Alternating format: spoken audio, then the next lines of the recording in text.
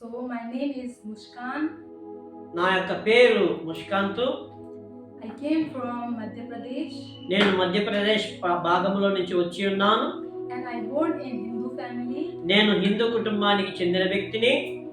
and my family only they are believing in Christ today. మా యొక్క కుటుంబం మటుకు దేవుని ప్రభువైన యేసుక్రీస్తు వారిని నమ్ముకుంటూ ఉన్నది.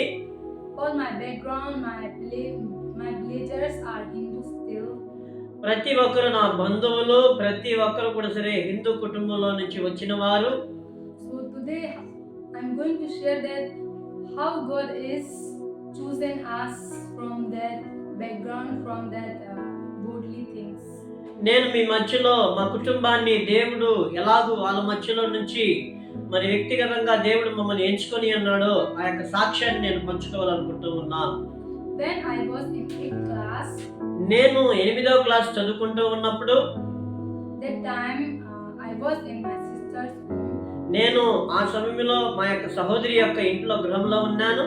And that was the time that one of pastor he came as a missionary in our place. ఆ సమయంలో ఒక పాస్టర్ మిషనరీగా మా యొక్క స్థలానికి వచ్చాడు ఆయన. Through him only we came to know that who is true God and who is our Savior.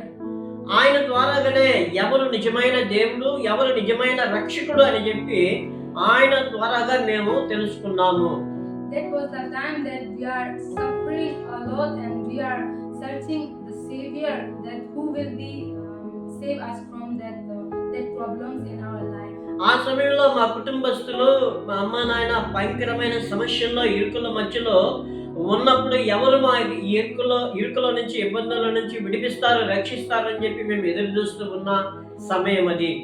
So the pastor who came as a missionary in our place, ఆ సమయంలో ఎవరైతే మిషనరీగా దేవుడు పంపించి ఉన్నాడో he shared about with us about true God and how he will save us from the all problems.